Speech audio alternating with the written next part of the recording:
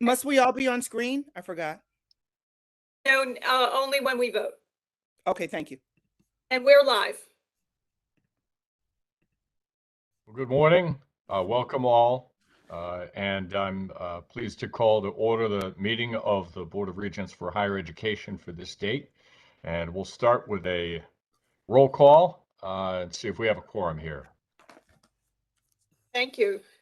Chair Fleury, Here. Regent Balducci,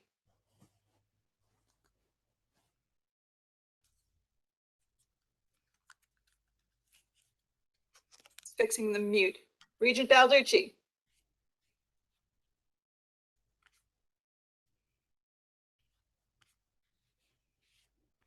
he's there. I see him. Right. Regent Bloom, Bloom. Bud, Here. Regent Gray Kemp, Here?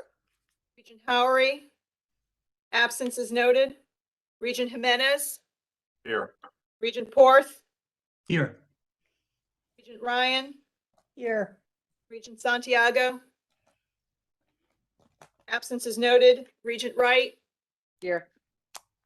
Student Regent Noriega, absence is noted. Student Regent Iovine, absence is noted. Professor David Blitz, Professor Kalina Sasanker, I'm here. Interim Commissioner Bartolomeo, absence is noted. Commissioner Dr. Jutani, absence is noted. Commissioner Lehman, absence is noted. Commissioner Russell Tucker, absence is noted. She may be joining us later. And Chief Workforce Officer Valerie's, absence is noted. Chair Fleury, you have a quorum. Thank you and good morning again. We'll start with the adoption of the agenda. May I have a motion to adopt the agenda, please? So moved. Second. Second? Great. We've got a first and a second. All in favor on the agenda? Aye. Aye. Any opposed or abstaining on the agenda? Well, that's good. We're off and running. A couple of remarks here. Welcome back, everyone. It's good to see those who I see, and those who will hear. It's good to hear you as well. We've all been very busy with committees, but not been together as a full board since before the holidays. So it's good we can do so now. We remain thankful for your continued service, your good work, and all of those who we work with across the system and beyond in our endeavors here. We do look forward to in-person meetings in the near future, hopefully, as the rates continue to go down. I know that this is a matter of some question with regard to masks, et cetera, across the system.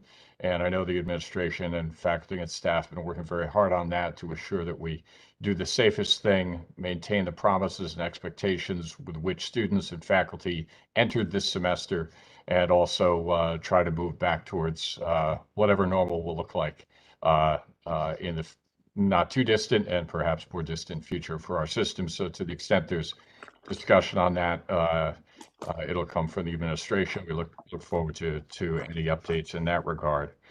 I wanted to, all of us, I think, woke up this morning to really very upsetting images crossing our screens. It's a tenuous and an unfamiliar moment.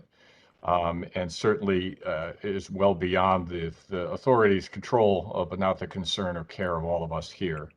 But I just think we have to acknowledge that the picture of tanks and explosions from one nation into another is most upsetting, and hopefully can be contained. And only adds to the tumult that we all and those we serve experience. And I think it's important to acknowledge that. It'll be, as the prognosticators are saying, felt in ways that perhaps are easy to predict, such as what's happening in the markets already. But there are ways in which war manifests itself that are more nuanced, farther reaching than sometimes can be appreciated up front. And I think we should also acknowledge that there are probably very likely members of our college and university community touched by this in some way, hopefully by extension. But our thoughts and prayers should be with them and their loved ones. And we just hope for a resolution that fosters stability and safety and life. I also need to recognize the continued loss of life from the pandemic. Again, I don't think anybody on this session or in our college and university community has been spared in some way from the loss and grief that has beset our communities and our families, in some cases, our friends. So we extend our wishes to all those affected by the pandemic in its direct and indirect ways, and offer our condolences to those who have lost loved ones. Unrelated to the pandemic, we also extend condolences to the family and friends of 3 students and a coach lost tragically to car accidents in recent months, most recently student Thomas Breen. And we have been thinking about the family and the Western Connecticut State University team of Coach Salisbury, who was tragically lost. And of course, the families and friends of students Jacob Chapman and Tyler Graham, who we lost late last year. These losses of life, and I think, we particularly think about those who are so young, are just devastating because they're a loss of potential, a loss to a family and a circle of friends. And we extend our heartfelt sympathies to their families and friends and all who cared about them and everyone they touch. And then just this morning, we heard that Regent Howery could not be with us because of a passing in the family. We don't know those circumstances, but our hearts are with you, Holly, and your family at this time. So as you all know, with the conclusion of beloved Regent Merle Harris's tenure on the board in December, the position of vice chair has been open. The vice chair is obviously an important role on this board, as Merle's tremendous leadership demonstrated over the years. You all devote yourselves and your time to our work in many significant capacities, and assuming new responsibilities is not a light ask. And yet there's always someone ready to rise to the occasion, thank heavens. And I'm happy to let you know that our esteemed colleague, Joanne Ryan, has expressed her willingness, if asked, to serve as vice chair of this board. As you all know, Joanne has been a valued member of the board since 2018. She's a respected leader in her community and throughout Connecticut, and has quickly become a respected leader in our circle here. A valued member of the board, bringing the perspective of the Western Chamber of Commerce and its business constituents, and obviously she's a passionate advocate for Western Connecticut Community College in Winston. So I would be really grateful if this board would see fit to join me in a unanimous request that she assume this role. And we have a formal process to do that, and that's what we're about now. So I'm going to nominate here Regent Joanne Ryan to serve as vice chair and ask for a second. Second. Mr. Chairman, Thank you for the many volunteers. Let me pick on you, Regent Balducci. Yes, sir. thank you. It is a pleasure to second the nomination of Joanne. You said a whole host of fine things about her. Northwestern Community College thinks of her probably as the overseer who they can go to when they have a problem. They have in the past, and she's always delivered. She's been an outstanding member. I would just comment on of the Finance Committee, somebody who is there that is concerned about students and programs that we have. And so with that, Mr. Chairman, I would second the motion proudly of my colleague, Joanne Ryan. Thank you very much. Appreciate that, Regent Balducci. It means a lot coming from you. And thank you for mentioning her service on the committee. So I have a first and a second and some affirming laudatory comments.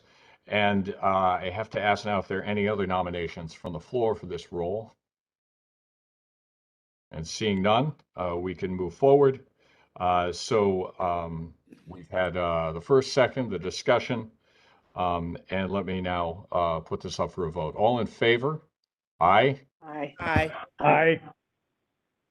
Any opposed or abstaining? You have a unanimous vote in favor. Thank you and congratulations, Vice Chair Ryan. We really appreciate this. Thank you all so very, very much. And Chairman Fleury, I really appreciate your kind remarks and of course, Regent Balducci the same. I must say I'm very happy and proud to serve. I look forward to working with President Chang and the administration and continuing to support our students, our institutions, and our system. And I do want to personally comment on my wonderful relationship and friendship and admiration of Mike Rook, who has been on my board of directors since he joined Northwestern. So I thank all of you, and I, with humility and gratitude, I accept this nomination. Thank you. We're ready to go to work. Thank you so much. All right. I also wanted to take a note, since this is the first time we've been together with him in the room, so to speak. I wanted to welcome, recognize, and thank Regent Ira Bloom. I know you've been at work already, Ira, and we're really grateful to have you on this board. You bring just an incredible background of wisdom and experience and perspective on academic affairs in particular that are really valued. So thank you for your willingness to join the effort here. And there we go. Thank you for those very kind remarks, and I'm honored and pleased to join the board and look forward to working with everyone on the board and with the administration. Thank you. Thank you. Appreciate that very much. All right, I'm going to turn it over now to President Chang for his remarks. I know you've been very, very busy, so we're eager to hear the update. Thank you, Chair Fleury. And hello, good morning, everyone on our Board of Regents. Hello to everyone who is chiming in, tuning in through YouTube as well. I do have a pretty extensive update. It's going to run a tad longer than I would normally like, but there's a lot of great work to catch up on and much to review. And you're going to hear a lot of thank yous, because a lot of people have been doing a great deal of work to get it done. And I want to make sure that they receive the proper amount of recognition, especially in this forum. So we have not been able to get together because of the schedule since December. And so we haven't been able to speak about Black History Month. And Black History Month is almost over, but I want to thank the many departments and programs and student groups and clubs and all the different entities within our institutions of our system that have held great events and celebrations this month. And I want to recognize them for the work that they do advocating for equity and social justice across the state and in so many of our communities. One major event that's coming up later this spring is the Winston E. Thompson Global Majority Retreat, which will take place on April 29th in Windsor. Some of you may remember that this was a regular event several years ago. It has actually not happened in a long time. And so to bring it back is something we're very proud of. The theme of this year's conference is creating and building equity-minded campuses. The conference will feature keynote speaker Dr. Michael Eric Dyson, distinguished public intellectual and the author of Entertaining Race, Performing Blackness in America. So here I want to thank Dr. Kimberly James, our interim vice president for diversity, equity, and inclusion for CT State Community College, and the Global Majority Retreat planning team. They've been putting in a lot of time, a lot of hours to get this off the ground. I hope our faculty, students, and staff will take advantage of this, what is sure to be an empowering and insightful day. You know, as Chair Fleury recognized the distressing events we're witnessing in Ukraine right now, unfortunately, I also want to draw some attention to things that are maybe not so positive, but have to be spoken aloud. Since the beginning of February, bomb threats have been made at dozens of historically Black colleges and universities across the country.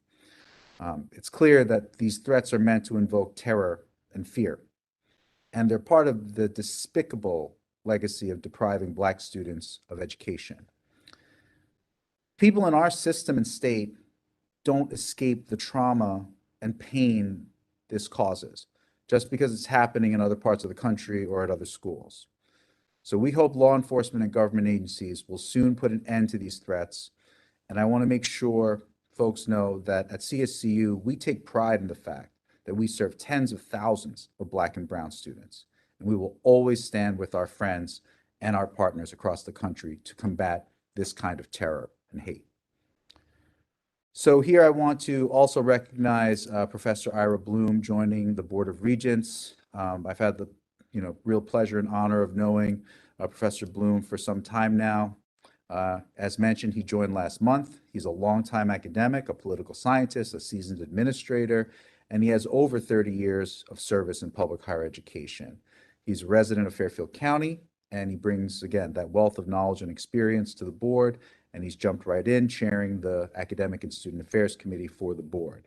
So thank you, Professor Bloom, for your time, your wisdom, your expertise, and everything that you bring to the table. And I really look forward to working with you and the board always on many exciting and impactful initiatives. And of course, congratulations to Joanne Ryan on being elected vice chair. No question, you are going to do an amazing job. So recently, this past week, we had the opportunity to testify in front of the legislature, the Higher Education Committee, and the Appropriations Committee as part of this year's legislative sessions. We fielded many important questions from our legislators, and we were able to make the case that CSCU is Connecticut's best and only option for high-quality education combined with accessibility and true affordability. We reminded our legislators that the overwhelming majority of our students come from Connecticut, are educated and trained in Connecticut, and ultimately they work and they live in Connecticut. No other college or university in the state can say that. CSCU is the primary engine of social mobility for the people of Connecticut, and that makes our system beyond worthy of the state's investment, and we made that very, very clear. So I want to thank Ben Barnes, Sean Bradbury, Amanda Bellagamba, and the whole team for the work that they've done for this legislative session. But I really want to thank our students who testified this week as well. They were amazing.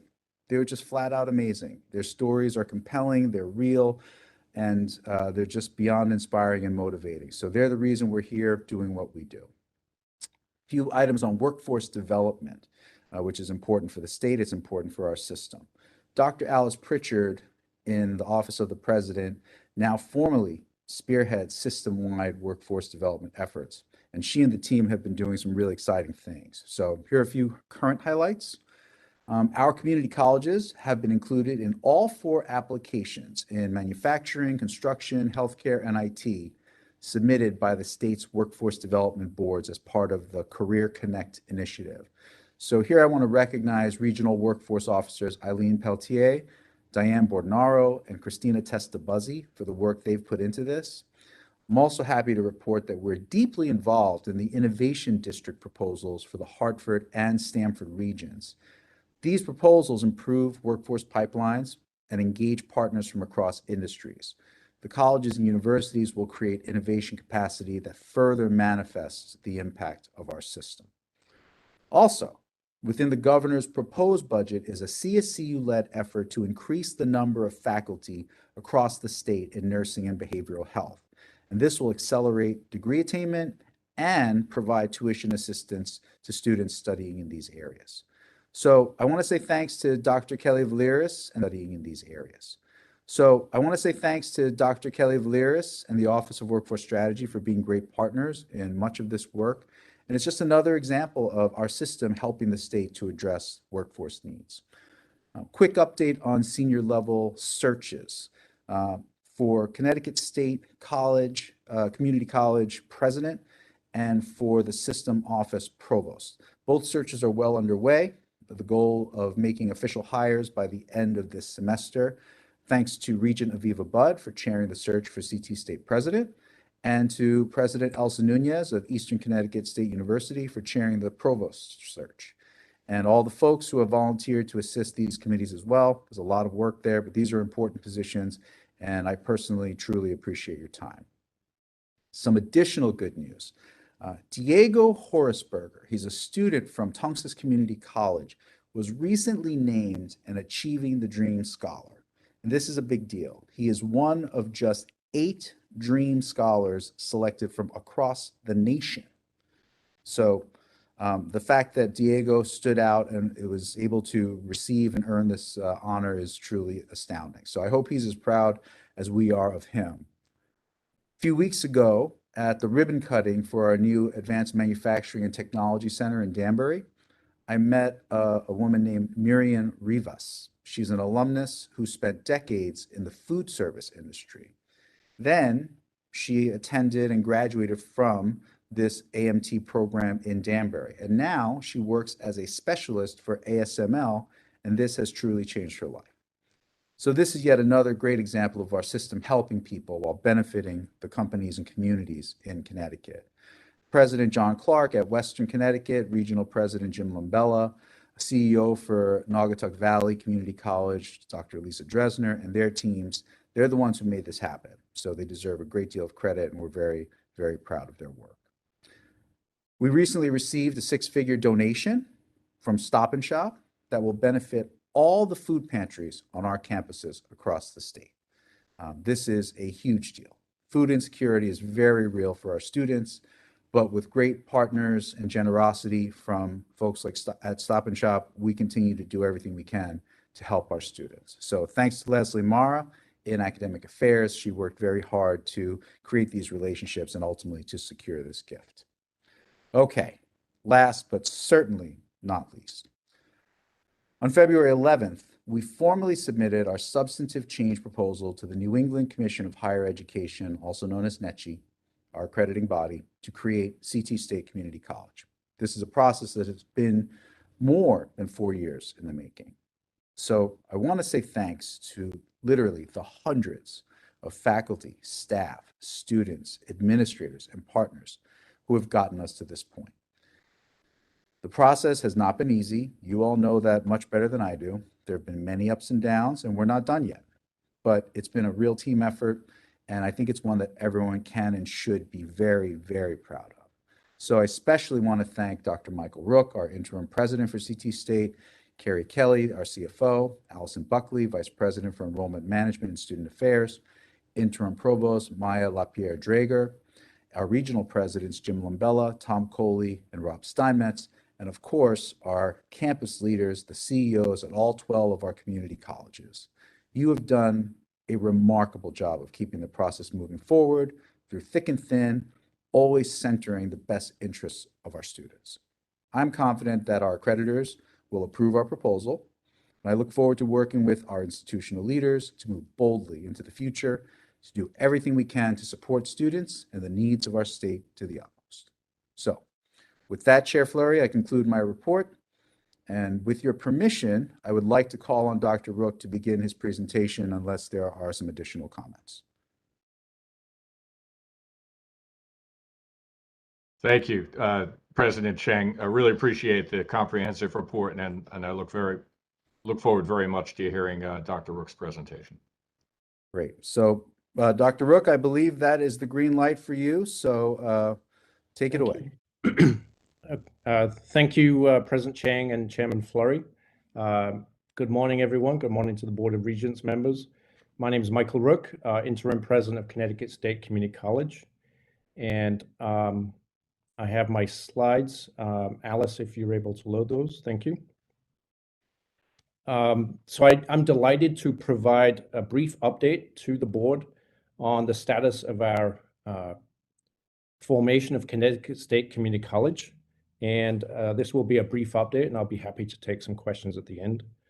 I'm joined by my colleague, Carrie Kelly, Connecticut State Chief Financial Officer, and on the call, and I thank Carrie for her help. And I just want to echo President Cheng's remarks. This has been a huge undertaking.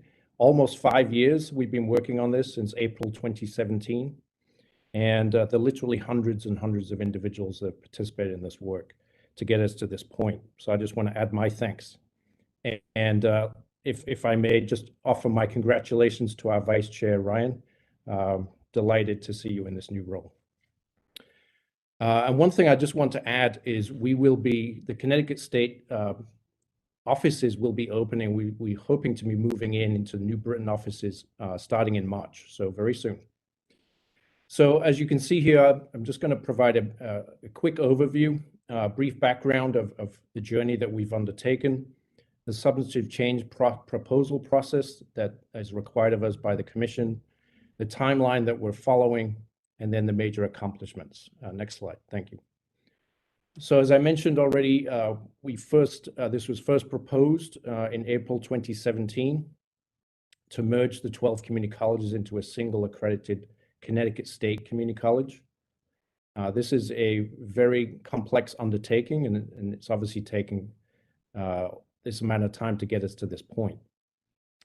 In order to form the new college, we need two important components. One is approval of the substantive change proposal by a regional accreditor, the New England Commission for Higher Education.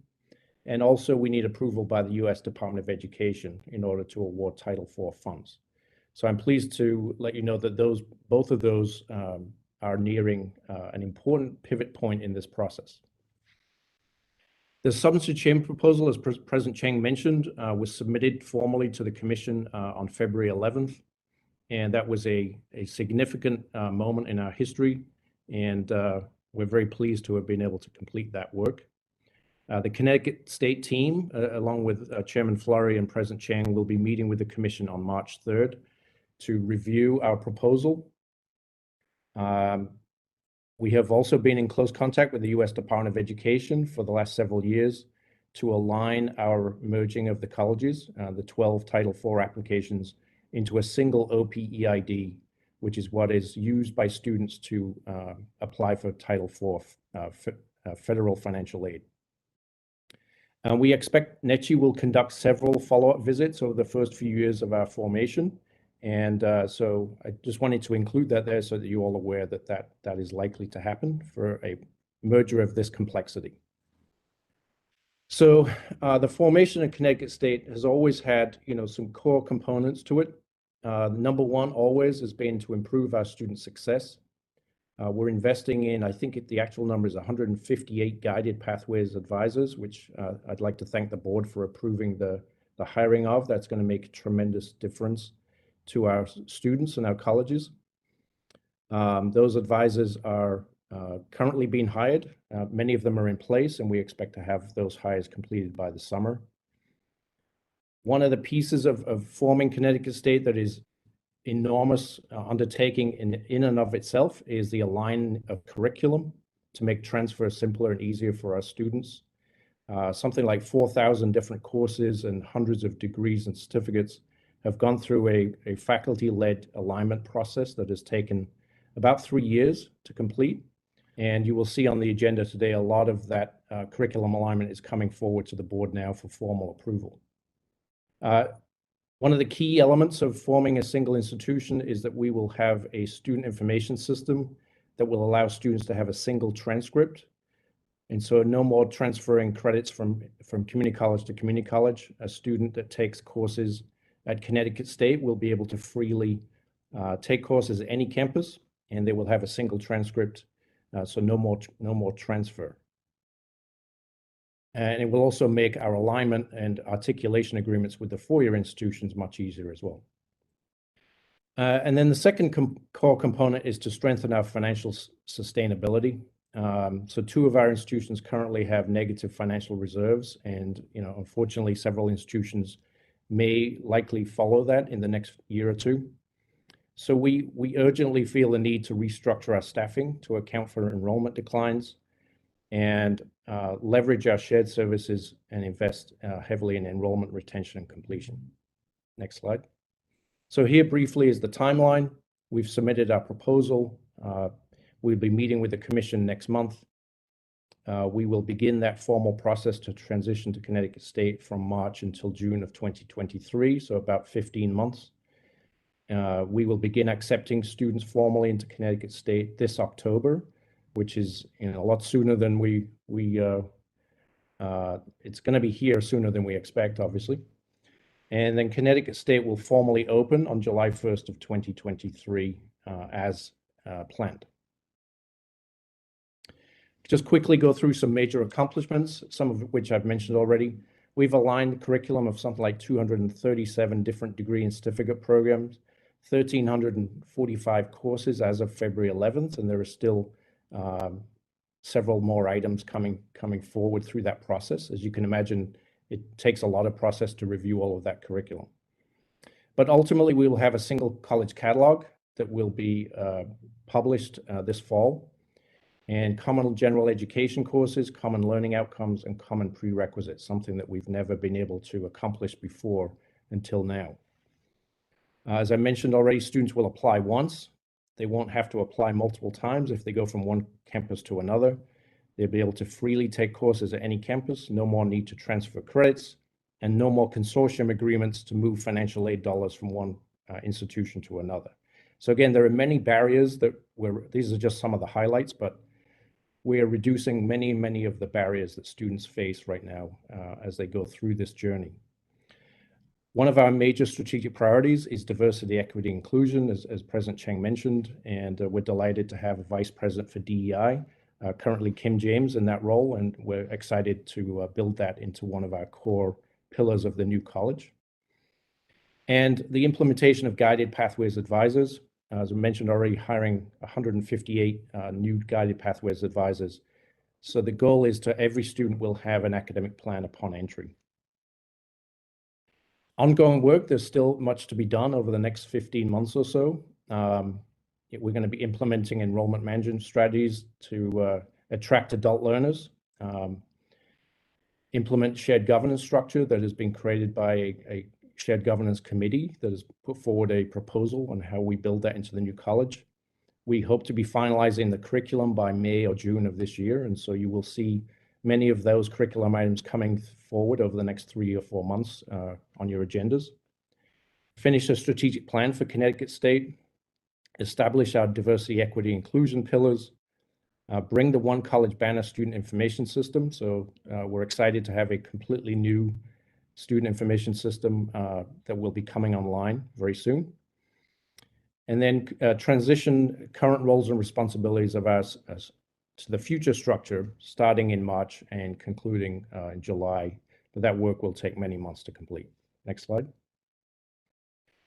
And so this is a very important slide here. What this shows in the blue areas is our actual enrollment over the last several years of the community colleges. This is the 12 community colleges. And you can see our enrollment has been trending downwards, and it was exacerbated by the pandemic in 2021 and 2022. What you'll see in the orange bars is our projected enrollment going forward. In addition to, we have our guided pathways, expected increase in enrollment. And then the gold color at the top is our PACT, our free community college program. And those two programs combined are going to have a significant impact in our enrollment going forward. And I'm happy to report that, two of the colleges that are already adopting guided pathways reform are already seeing positive enrollment, and so that's Middlesex Community College and Northwestern Connecticut Community College. So again, I think we're starting to see the fruits of that work coming forward. So I will conclude by just saying that all of the information in a huge amount of detail is posted on the ct.edu/merger website. All of this information has been provided to all of the campus constituencies, and we encourage people to review it. And we're going to be holding a series of information sessions and webinars over the coming weeks to explain all of this in much more detail to all of our stakeholders across the 12 campuses. So with that, I will pause and take any questions, Chairman Fleury, if there are any. Thank you. It was really a great, succinct summary that in no way does justice to the effort over the past few years, including yours, President Rook. So thank you. We do have an opportunity for anyone to ask some questions here. So members of the board, do you have anything you'd like to ask? Yeah. Chairman Fleury, it's David Jimenez. May I? Yes, sir. President Rook, that's a fantastic overview. Thank you for that. I think it's among the best I've ever seen in the last 5+ years that we've been working on this effort. I was wanted to ask if you could just elaborate a little bit further on the role of the guided pathway advisor and why we believe that is such a wonderful benefit to students. I know that we talked a great deal about that 5+ years ago, but that seems to be forgotten and all of the all the work that has been done and the discussion about this change. But could you just remind us what the role of this advisor is and why it's of such benefit to the student population? Yeah, I'd be delighted to. And this is something that's very near and dear to me as president of Northwestern Connecticut Community College. We embrace this concept and be one of the first institutions to hire our guided pathway advisors. And it's had a significant impact on our enrollment already. These advisors form very close relationships with our students. It's a whole different model of making sure that students have an academic degree plan from the beginning. They sit down with their advisor and they plan out the entire journey so they know what to expect, a very different approach than what we've used historically. And they reach out to the students every several weeks or months and just check in with the students, make sure they're on track, make sure they know when to start planning for the next semester, any issues that they're dealing with. If students are struggling, they have a point of contact. And just that high degree, high touch of customer service, I guess, if you want to call it that, really makes a tremendous difference. So the students know that there is someone there that they can always ask questions of and get help from. And it's just an approach that takes more people, obviously, to do that, but we think it will pay off tremendously over the long term. And we're already seeing the beginnings of that. Those early signs are really encouraging. Thank you. And I know you've reported in the past that the ratio of student to advisor, typically is, I don't know, 1 to 750, something like that. And we're getting into the 1 to a couple of hundred range. Yeah, I think the goal is 250 students per advisor, which is a significant improvement with what we had previously. Yeah, tremendous. All right. Regent Ryan, I see the vice chair's hand is up.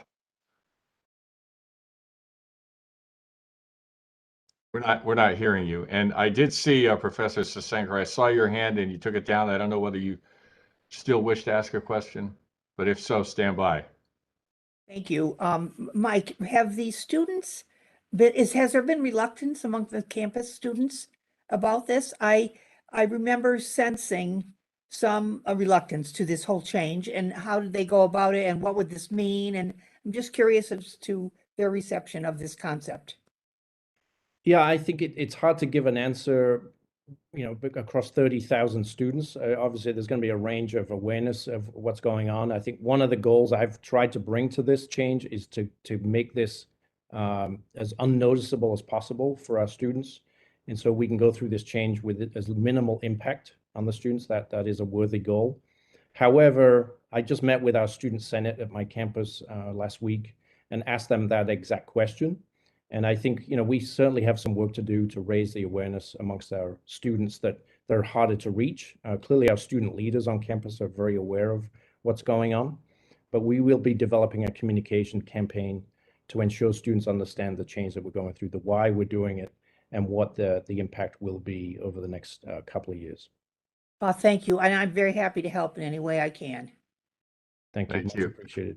Just so we can keep things moving, I'm going to recognize Professor Senker, followed by Professor Blitz, followed by Regent Porth, and then ask President Chang to put any summary comments he'd like to before we move to the opportunity to address the board by the public. Let Professor Blitz and Porth go ahead. Okay. Thank you. I just wanted to say that the Faculty Advisory Committee did not see in advance and was not consulted on the document which was presented to NESHE. We did, however, send, and perhaps Professor Sasenker can elaborate on that, our critical comments to NESHE. And I just want to emphasize one point in particular, namely that the Faculty Advisory Committee, based on our discussions with faculty at the community colleges and at the universities, remain opposed to the elimination of the accreditation of the 12 community colleges. We understand many of the aspects of increased coordination and modifications to strategy, some of which my group just presented to us. But we are concerned about the danger of the elimination of campuses, if not in the immediate, then in the unforeseeable future. And we stand very firmly on the necessity for guarantees of the maintenance of those 12 community colleges, whatever form Connecticut State Community College may take. That's, I think, a basic question. The second point is faculty control over curriculum and pedagogy. I think those are two basic issues where we have clearly stated our opposition to how we perceive the consolidation of the community colleges and the creation of the Connecticut State Community College going. Let me just add just a couple of small other points.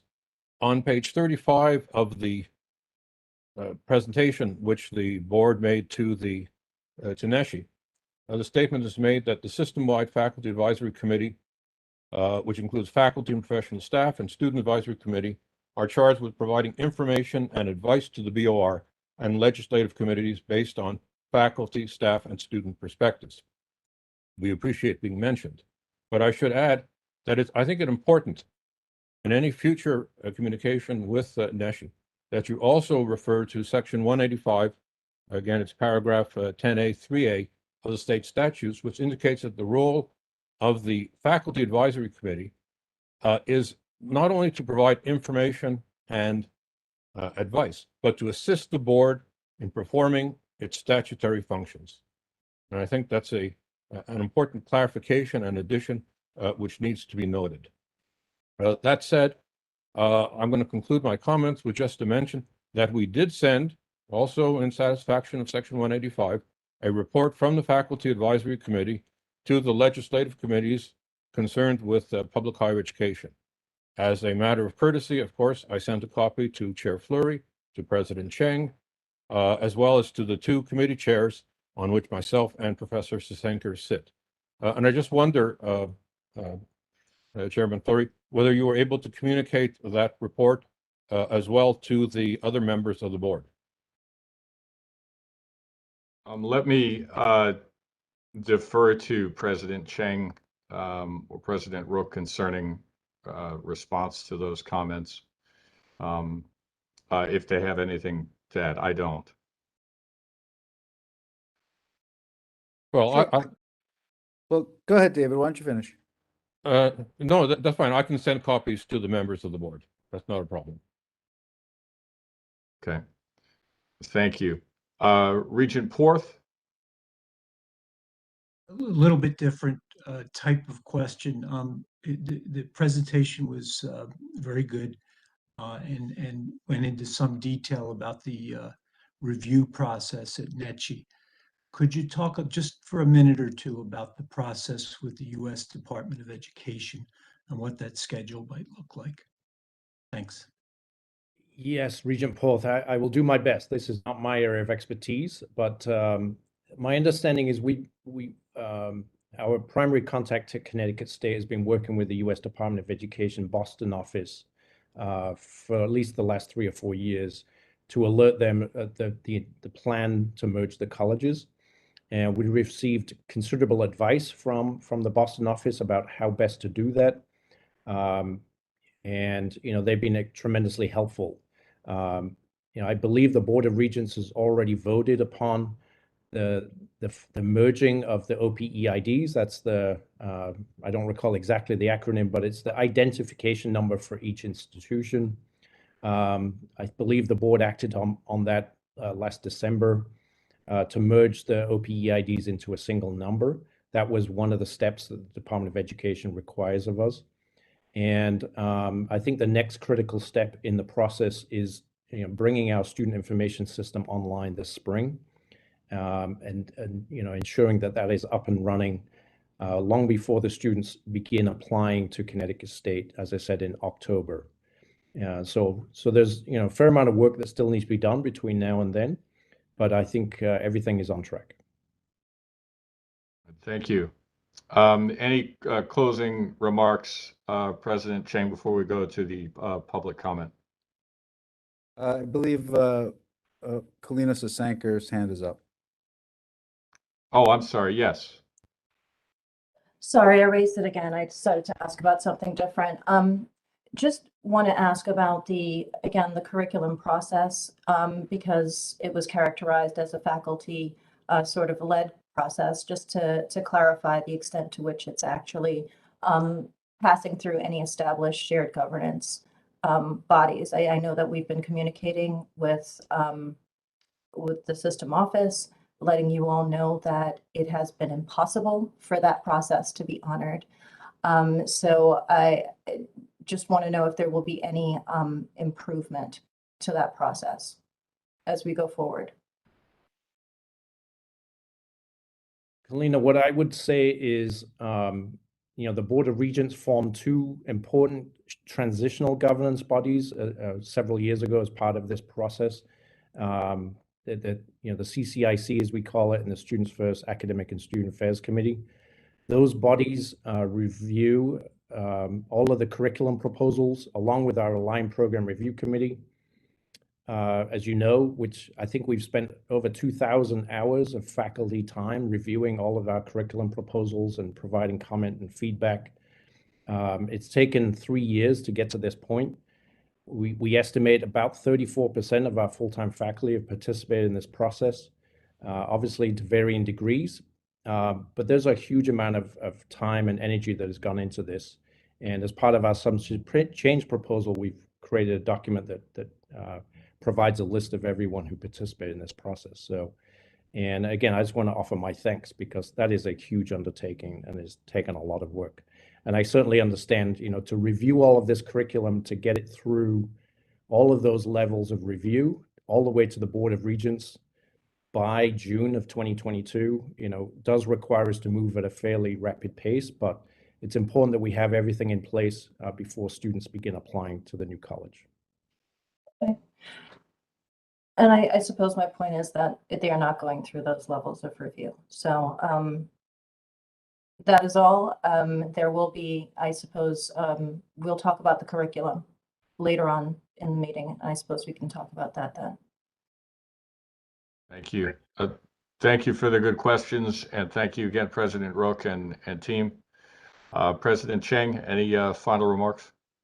Sure. So again, I think the amount of work that has gone into this process for nearly 5 years now is indisputable. And again, I think that there's just a lot to be proud of. It's not an easy process. It's not a comfortable process. Change is hard. We have to evolve, or else we just continue to die a little bit more every day. And that's not what our students deserve. It's not what the state deserves. And so we are going through this process because we are focused on doing what's best for our constituencies and what's responsible for the taxpayers' investment in our system. So I want to say a few things in response to David Blitz and Kalina Sasankar.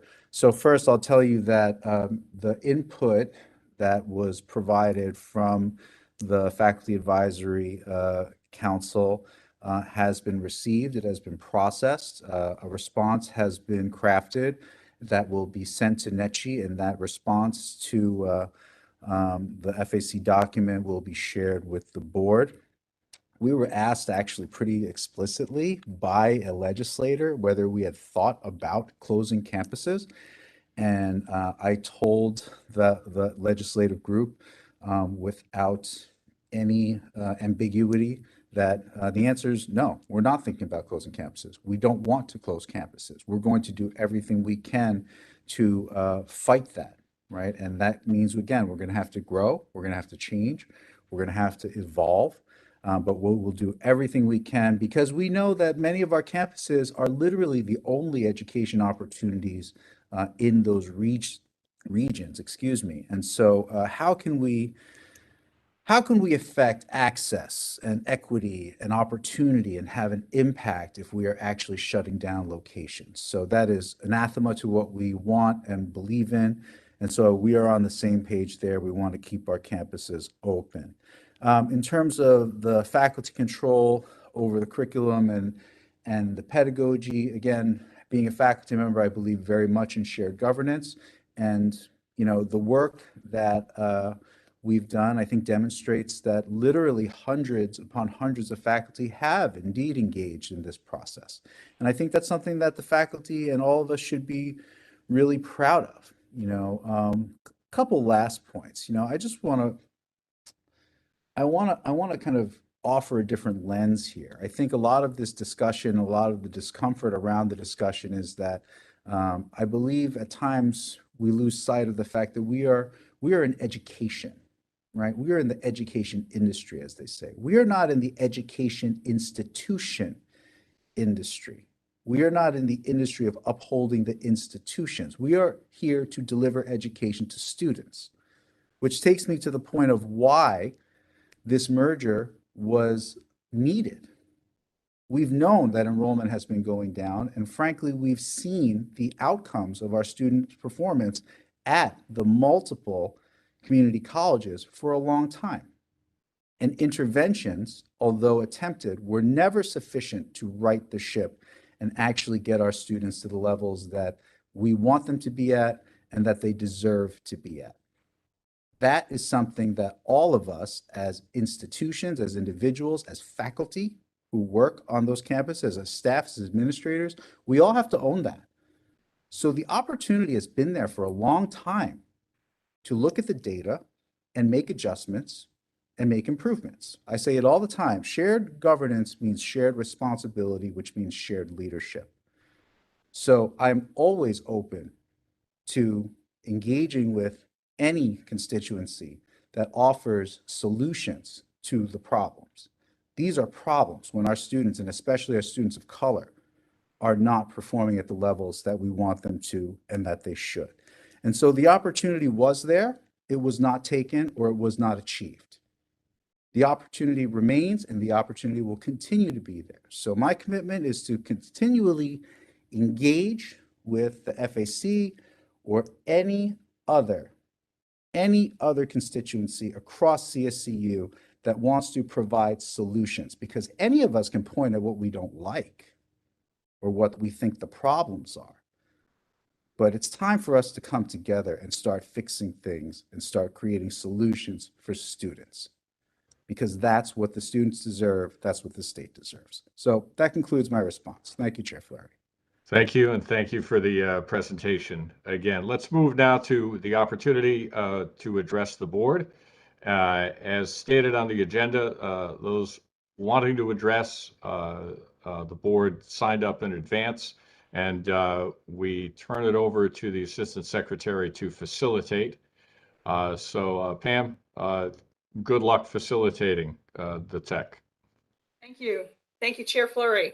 In addition to the 8 presenters today, we have received 15 letters from the public and 1 from a student, which have been forwarded to the regents in advance of this meeting and in accordance with the Freedom of Information Act guidelines as amended during the pandemic. The communications were posted on the CSCU website immediately prior to the meeting start time. And with that precursor, I'd like to welcome our first student presenter. Alice, if you could bring in Josephine Tony She is a student from Southern. She's there. Hi, everyone. And your 3 minutes will begin. To the members of the Board of Regents, I appreciate the opportunity to talk to you all today and share my story. As a transfer student from a small university in Massachusetts where I did not feel supported or connected with faculty, I was able to see an immediate difference in the faculty at Southern.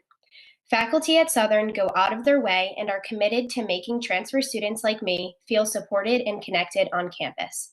As someone who decided to transfer a week before I was to return to my previous university and unsure if Southern was the right choice for me, I truly believe the reason why I was able to transfer, switch my major, add a minor, and still be able to graduate on time is thanks to Carol Como and the Communication and Screen Studies Department, who spent hours answering my questions and giving me the assistance I needed to be successful. Carol was also a mentor for my mother in the same capacity when she obtained a communication degree at Southern over 30 years ago. Faculty at Southern deserve to have their voices heard and a vote in the Board of Regents' decisions for higher education, as they are the individuals having a direct impact on students, providing them with one-on-one support throughout their entire college experiences.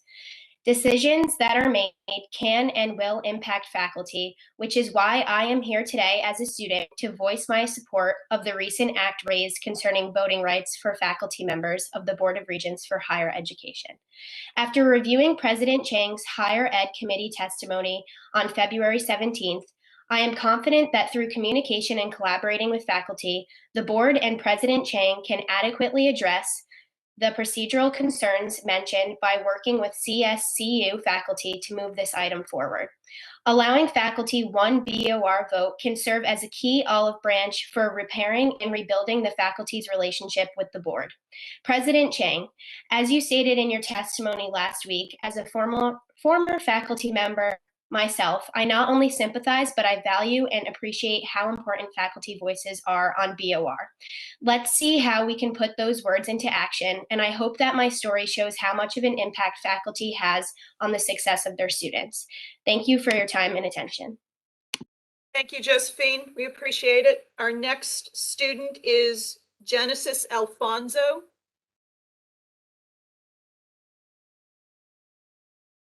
Genesis, are you going to turn on your video? After reviewing President Chang's Higher Ed Committee testimony on February 17th, I am confident that through communication and collaborating with faculty, the board and President Chang can adequately address Genesis, you've got the YouTube streaming on.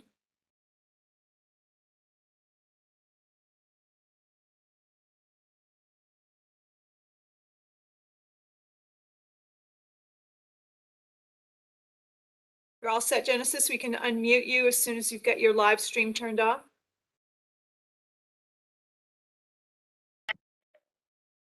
Okay, can you hear me? Perfect. Thank you very much. Your 3 minutes can begin. All right. I'd like to start off by mentioning a few towns here that have removed their masking policy at the public schools via their Board of Education. Manchester, Ellington, Southington, Naugatuck, West Hartford, Darien, Vernon, Oxford, Seymour, Northford, Weston, North Stonington, Glastonbury, Meriden, East Lyme, Woodstock, Somers, Durham, and many more, still counting, are collapsing their mask mandate at their public schools. You have the power to change this. It's just a matter of when you will stand up and do it. Dr. Manisha Jutani, a Yale clinician, scientist, top expert in Connecticut for public health, has failed to provide a framework for when to mask and when not to mask. So what are we waiting for? She no longer believes there is a pandemic because she lifted the mandates universally along with the governor. Our local health director and superintendents are in control along with our Board of Regents. If you are voting to keep the masks, you are superseding the most qualified person who has said it is not necessary to mask anymore. Dr. Jutani, who has a clinical practice at Yale, the commissioner of the Department of Health, is the person Lamar was relying on. If she has said it's not necessary, how does the State Department of Health say it's not necessary, but the Board of Regents of CSCU say, who is not in that profession, can supersede what the commissioner says? There is no ordinance for this type of local authority. Should there be a mandate for schools or in our colleges and universities? They aren't alarming to Jutani, so why are they alarming to the Board of Regents? Are the cases high? What are you going by to decide to mask the students? What are your parameters to mask or have optional masking? 2 weeks ago, Jutani publicly announced that the Department of Health will not continue a universal mask mandate and leave it to the districts. What makes CSCU so unique and so at risk that we need to infringe the rights of the students? Students whom you yourself have admitted, Mr. President Chang, majority live and work in Connecticut. Even West Hartford has gone mass choice. This isn't a knee-jerk reaction anymore because we are no longer in an emergency. Remember when we couldn't get even a haircut? Everything is open now because these industries no longer require a mask. It's time to back down from the mandates. That is where we have arrived. We are no longer in a pandemic where we have to mask. That's all I have. Thank you. Thank you, Genesis. We appreciate it. And our final student is Jamie Zakowski.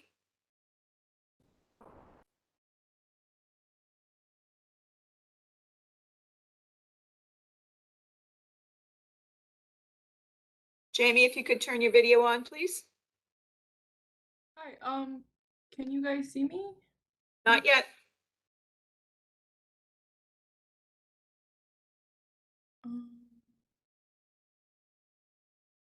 We can hear you, but not see you.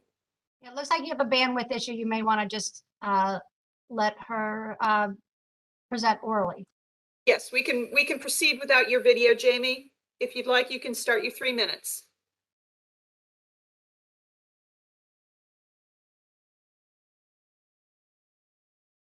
Jamie, are you still there?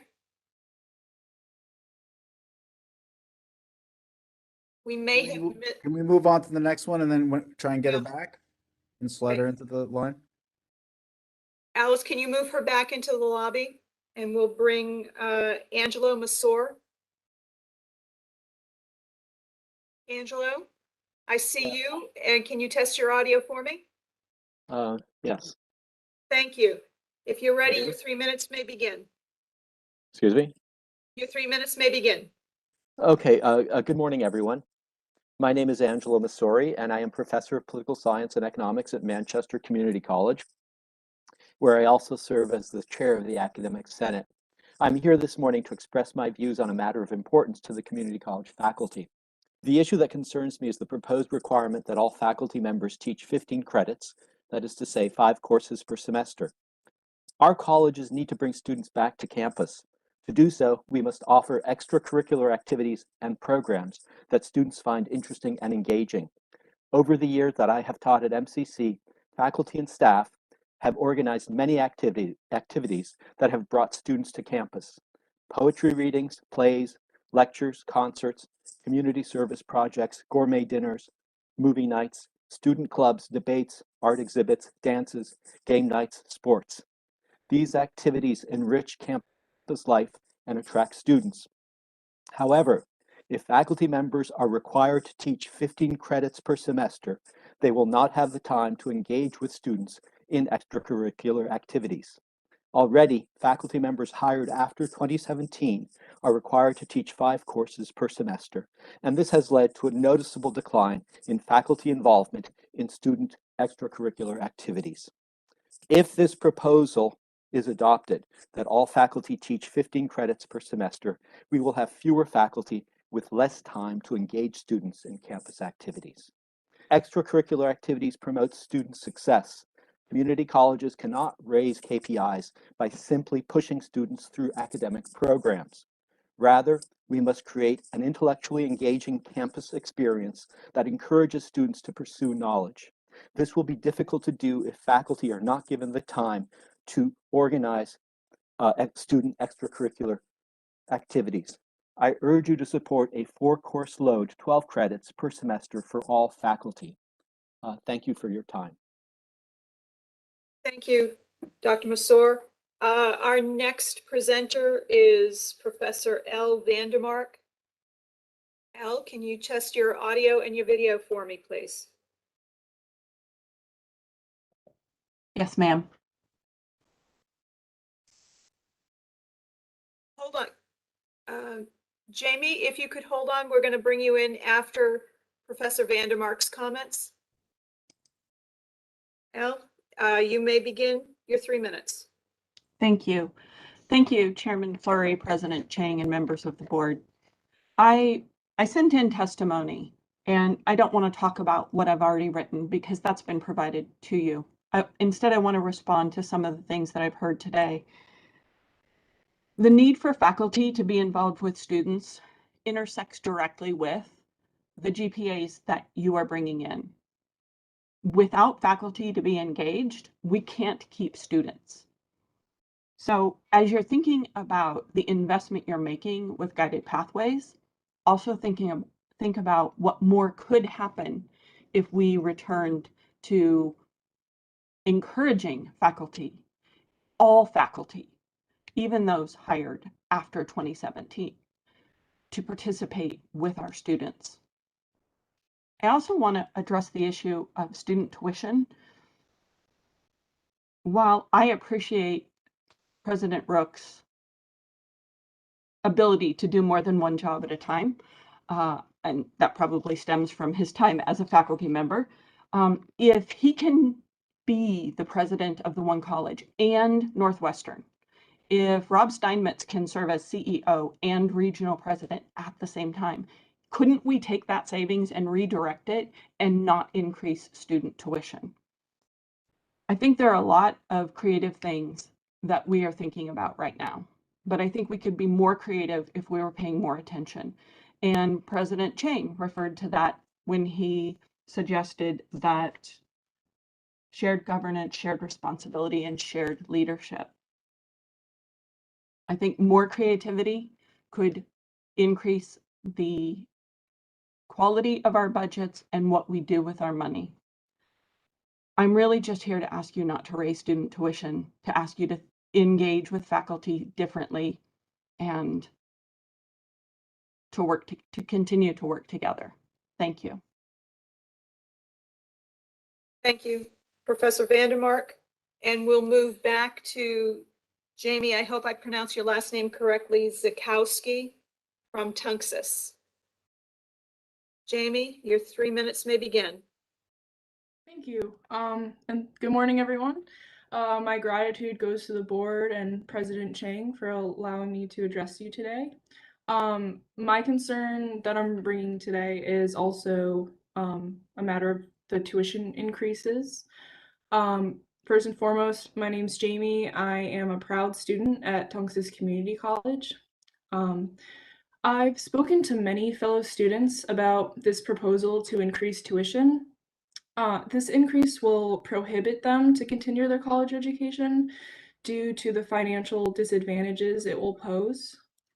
Students that will have to choose between paying for their education or putting food on the table, paying for childcare, or other basic needs that the extra $224 had provided them. In the February 11th SAC meeting, President Chang, you stated that consistently declining enrollment was the reason for these hikes. From my conversations with students, these hikes will directly result in more enrollment decline. My first question is, will this increase of tuition because of declining enrollment set precedents to future tuition increases because of the inevitable decline in enrollment? After all, Regent Jimenez, you questioned whether the tuition increase was, quote, too modest at the BOR finance meeting on the 10th. So future tuition increases is certainly a concern of myself and the students this board serves. Another question is one for Regent Jimenez, principal of the Hartford office of Jackson Lewis, which for those of you on this call who do not know, is a law firm that leads the country in its innovative ways to dismantle unions, namely our professors and staff. Is the roughly $500,000 annually paid to Jackson Lewis paid with the state funding that is meant to fund our Connecticut community colleges? Or is this money that the regents on this board pays personally to them? And if it is the former, could we allocate that money to reduce tuition and increases and reduce layoffs? The board I am addressing has pushed the consolidation as a way to promote racial equity. These tuition increases and faculty and staff layoffs are coming at a time when the majority of the student body is Black and Brown students. This lie of equity is imposed on Black and Brown students, paying more money per semester for fewer faculty and staff resources. How is increasing tuition and removing faculty and removing remedial courses racially equitable? We have fewer faculties and staff available with threats of even more layoffs directly affecting students and increasingly affecting students. Despite Students First Initiative being the name of this consolidation, when do you, the board I am addressing, get to the part where you put students first? Thank you. Thank you, Jamie. Our next presenter is Associate Librarian Carrie Swanson. We have fewer faculties and staff available with threats. Carrie, could you turn off your live feed, please? There Sorry. you are. Hi, the live feed is behind, so I wasn't aware. Yes, there's a lag. Okay, and your 3 minutes may begin. Thank you. My name is Carrie Swanson. I'm a first-generation graduate alumna of and librarian at Southern Connecticut State University and the chapter president of SCSU AAUP. Neither of my parents went to college. I'm where I am today because of public higher education. I'm here today to speak to the board about my concern for how the board will plan to address budget concerns, especially for the effect any potential increase in tuition will have on our students, more than 90% of whom stay in Connecticut upon completion of our degrees. More than half of the students at Southern are Pell eligible, as I was when I was an undergraduate. For many of our students, the ability to afford an education is a precarious balancing act of financial aid and working multiple jobs. Many of them face housing and food insecurities. They can only fulfill their academic goals and complete their degrees if they can afford to attend. Increasing tuition now, before many families have recovered from the economic impact of the pandemic, will tip the scales against students for whom higher education will have the greatest positive economic impact. Additionally, laying off faculty and staff or not rehiring after retirements will reduce programs and services and increase class sizes detrimentally. It would not put the best interests of our students first. Our students deserve the educational programs and services that we have worked with administrations on our campuses to provide. Our communities and our state deserve a high-quality system of public education, not an underfunded third-rate knockoff. Private institutions whose libraries have multi-millions of dollars to provide resources to support learning and teaching of students and faculty do not need state funding when our public institutions libraries have had flat reduced budgets for the entire worked in the CSU, and yet legislate apparently considering providing funds to private institutions. I ask the board to demand restoration of funding for the CSU that has been intentionally eroded over these last decades. Thank you for the time. Thank you, Carrie. Our next presenter is John O'Connor, Sociology Department at Central. John, are you there? Yes, yes. Okay, thank you. Your 3 minutes may begin. Okay. Thank you, Pam. Good morning, President Chang and members of the board. My name is John O'Connor. I'm a professor in the Sociology Department at Central, and I'm an active member of CSU AAUP. Like this board, AAUP and my 4Cs colleagues spoke in front of the Appropriations Committee on Tuesday, and we made the case for why our system and our institutions need to be fully funded. We did that because we know that for our students, a college degree still means something. A diploma still matters for those who want to be part of the vanishing middle class. AAUP looked through your PowerPoints and we read your comments to legislators. We would contest your emphasis on salary costs and labor negotiations. We would underscore the impact of administrative bloat at the system office. But we understand that our system confronts serious challenges. President Chang stated that public higher education is at a crossroads. That may or may not be true, but I would contend that this board is at a crossroads. It needs to make a decision. The crises of enrollment, the global pandemic, and the escalating costs of everything are not a pretext to embrace the business-like goals of efficiency, cost savings, and value propositions. President Chang is right when he says we can't slash our way to success. That means students should not have their programs hollowed out. That means that they should not have their classes moved online. That means we should reject the trend toward a do-it-yourself education. Faith in markets, a war on labor, and cost cutting produces nothing but diploma mills. Our students deserve more than that. The work my colleagues and I do in the classroom, the education that we provide, is not in the service of austerity. Our classroom should open minds and open doors. Education is about opportunities. Enrollment and financial challenges should not be transformed into the ugly slogans of do more with less, you are not entitled to anything, or you need to hustle to afford that. This board forced faculty members into an ugly contract fight. We did not ask for that. We want our institutions and the system to be the best that they can be. CSU AUP hopes this board will engage in more constructive work going forward. We hope that as you chase the unenrolled and decide where to spend resources that you do not forget that the students who are sitting in our classrooms right now. While it was exciting to be back in the classroom last fall, it is this spring semester that we've come to see the impact of the pandemic on students. Yes, there are COVID cases, but we're also dealing with the accumulation of isolation and anxiety that our students have experienced over many months.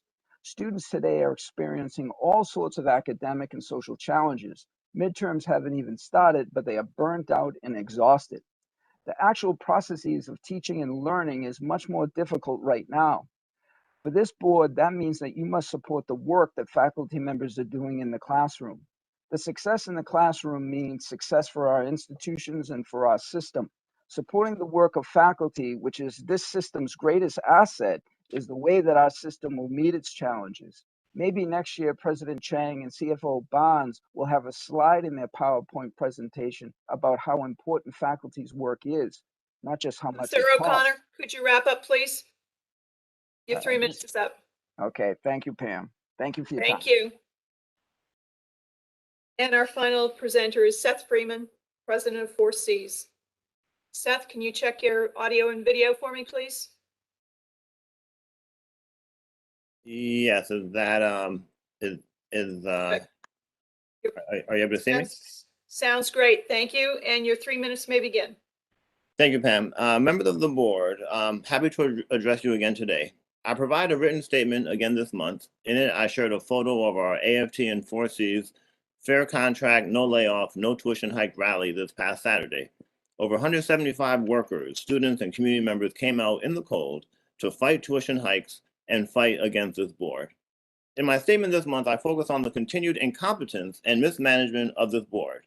I highlight how President Chang and this board decided to scapegoat former VP of HR Andy Cripp, how our unions are not pacified by this sleight of hand, and how we won't be content until all the Jackson Lewis union busters are rooted out of our system. But because we are short on time, let's talk about tuition hikes. It's disappointing, but not surprising, to hear this board plans to rubber stamp tuition hikes. This is what we would expect from a corporate board like this one. You are following the austerity playbook to a T. Shrink state government, reduce state services, and shift the responsibility of education away from the state and onto the individual. Well done, Board of Regents. Make our poor and working class students pay more.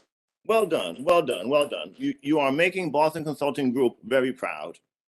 Finally, our continued demand for a fair contract. You know, I was watching President Chang and President Rook. You know, neither of them mentioned layoffs. No mention of layoffs. Funny, fascinating. This board continues to repeatedly lie about the true purpose of the community college merger. We know the merger is about reducing the number of workers, centralizing managerial control, and weakening our unions. Today, the board is threatening layoffs. Today, the board is stealing union work and moving union work into management. Today, that's what you're doing. After this board has spent millions of dollars hiring your cabal of managers and given managers raises, now you have run out of money and now it's layoff time. The true nature of the community college merger is revealing itself. The Board of Regents chickens are coming home to roost. Well, you have your plans and we have ours. We apologize in advance to Boston Consulting Group, but we are going to win fair contracts that prioritize paying student-facing employees. And we apologize to Jackson Lewis, but there will be no layoffs. We apologize, not one layoff. Sorry, Jackson Lewis. This board needs to look in the mirror and repent. You need to repent for blindly and ignorantly following the Jackson Lewis and Boston Consulting Group playbook. But again, you do your rubber stamping, do what you're gonna do. Our unions are fighting for workers and we're gonna do what we're gonna do. So, you know, Ben, look forward to seeing you later on today. We're gonna keep fighting until we win for each other and we win for our students. Thank you. Chair Fleury, that concludes public comment. Thank you. Let's move to the minutes. May I have a motion to approve the minutes of the December 16th meeting? So moved. And a second? So moved. Second. Okay, any amendments to the minutes? All in favor? Aye? Aye. Aye. Aye. Any opposed or abstaining? All right, we have minutes. On to the consent agenda. Requesting a motion to approve. So moved. Second And- then. Thank you. We have a 1 and a 2. I think on the consent agenda, it's just a matter of calling for a vote. All in favor? Aye. Aye. Aye. Aye. Any opposed or abstaining? So our consent agenda is approved. Thank you. And we move on to our standing committee reports. And let's turn it over to Chairman Ira Bloom for. Excuse me, Chair Fleury. Audit has a report this month. Oh, I'm sorry. You're right. Never mind. Okay, we would never short the audit committee, so stand by, and we're happy to make a chairman's modification for an audit update. All right, so let's turn to the Chair Bloom on the academic and student affairs report. Thank you, Mr. Chairman. Two items that I want to discuss. One was on the sabbatical leave information that was submitted. There were actually several errors involving the length of the sabbaticals coming from Central Connecticut State University submission. Central State will submit a corrected version of the sabbatical recommendations for the March meeting of the Academic and Student Affairs Committee, and that will come back to the board at the March meeting. It's not the individuals, it's the length of several of the sabbaticals that's in question here. So that's the first part of my report. The second part involves the discussion at the Academic and Student Affairs Committee meeting on February 4th. We had a discussion with the co-chairs of the Faculty Advisory Committee, Drs. Blitz and Saysenker, regarding the Faculty Advisory Committee's resolution on COVID-19 mitigation practices. Drs. Blitz and Saysenker presented, and Chief of Staff Howard Pritchard, who has served as the system's COVID coordinator, engaged in a response.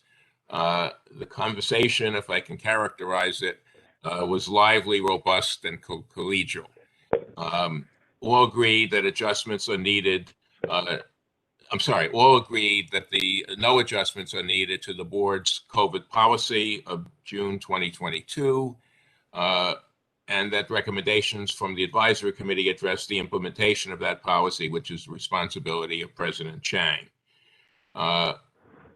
There was agreement that practice going forward should respond to the specific conditions on the ground, which we can all see are evolving even as we speak, with the possibility of reinforcing and strengthening or even relaxing current mitigation strategies tied directly to the rate of the virus in the state and related considerations. Dr. Pritchett indicated she would share the meeting discussion with campus leaders and encourage their continued engagement of faculty, staff, and students on plans for the future. David's company, Jackson. Thank you, Chairman Bloom. Anything further?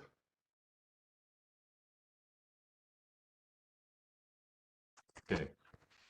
I'm thinking not. And I don't know if there was a question.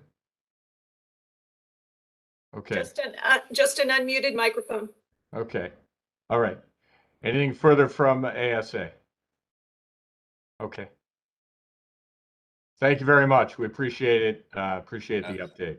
Thank you. And no, there is nothing for further. And thank you, Chair. Thank you. Okay. Last chance, Chair Wright, if you want to do an audit update. I know you so look forward to it.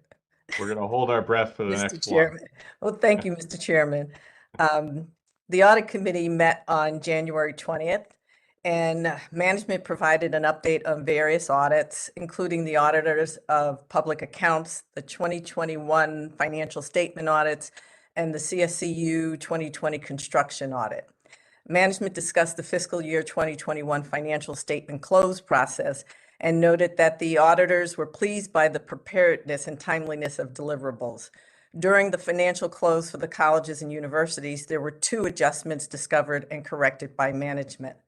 I also want to give kudos to management team because the process since I've been on the audit committee has improved considerably over the years. And so I think that it's a very tight process. Grant Thornton presented the audit reports and required communications for Connecticut community colleges, Connecticut state universities, and Charter Oak State College for the year ended June 30th, 2021. All 3 audit reports resulted in clean, unmodified opinions.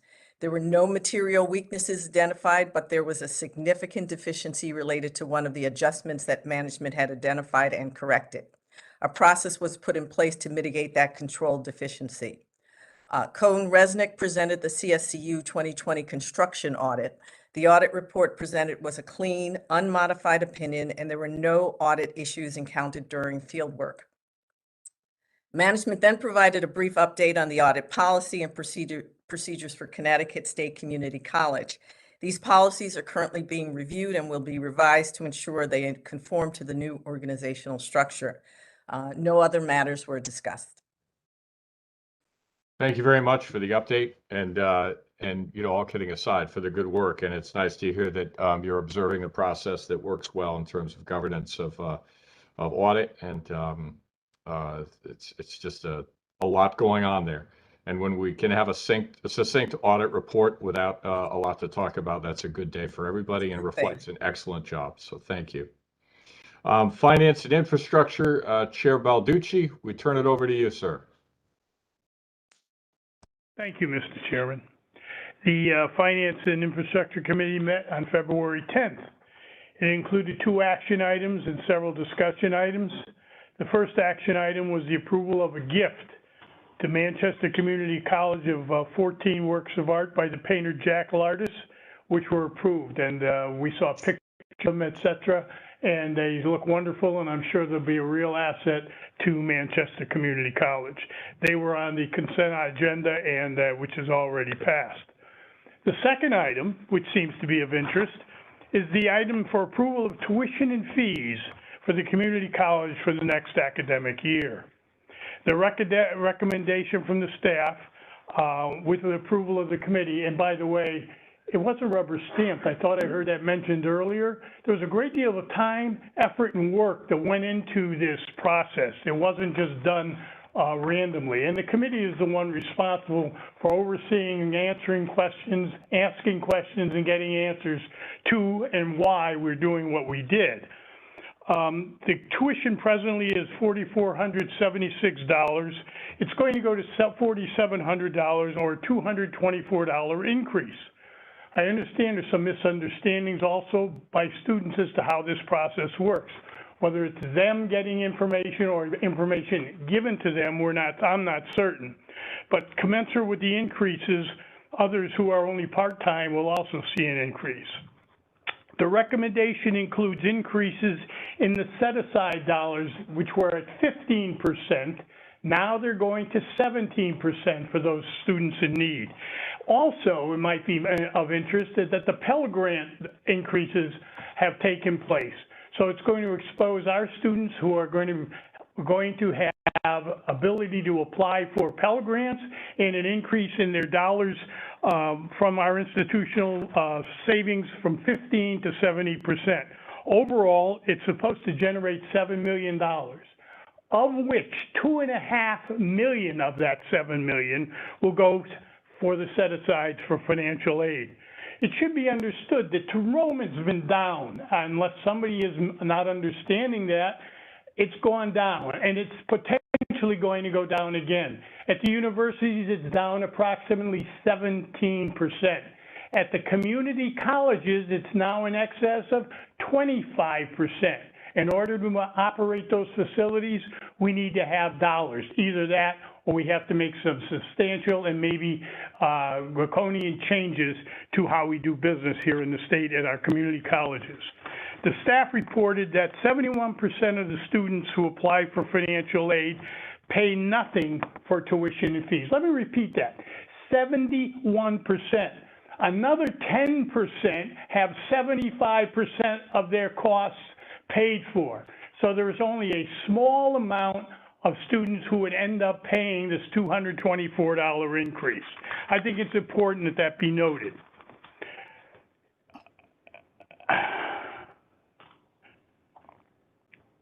I'm getting a little wrapped up in my comments here, but I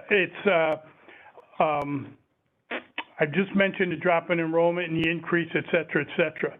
Also mentioned was the way that we see that faculty and staff are, and most of the faculty and staff of whom I respect greatly in the colleges and universities, are under contract negotiations at the present time. All of a sudden I heard Jackson Lewis again, Jackson Lewis. If there was a problem with Jackson Lewis, ethically, they would not be doing business with the state of Connecticut. I just throw it because I've heard it on several different occasions.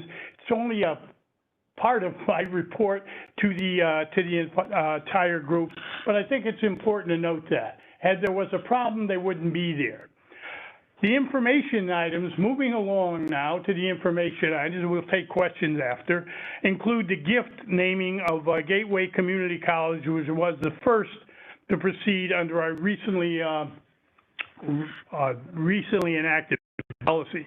I would make one brief recommendation to the Human Services Committee that maybe we take a look at the size of interior namings. The president of the system has the ability to do that, and I think he or she should continue to do that, but there should be some kind of a ballpark figure, I think, as far as square footage or the size of interiors go, because they're all in all, the responsibility falls back on the Board of Regents.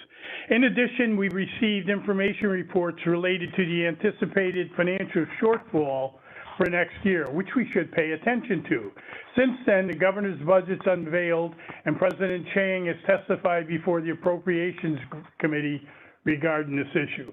As of now, the system faces a shortfall for 2022 and 2023 of $175 million, including $142 million in CBAC costs and fringe benefits, $40 million for the extra payroll, which occurs every, 10 years, Ben? Yeah. Every 10 years, and $84 million in declining, that declined during the pandemic. part of this has been offset by the governor, whose $93 million additional funding recommended was given to us. Thank you, Governor Lamont. However, had he not given that, we would be looking at approximately $277 million shortfall over the next 2 years, as opposed to the 175 million we have to deal with presently. And we're going to have to somehow deal with that problem if we plan on continuing on with solid educations at the universities and our community colleges. With that, Mr. Chairman,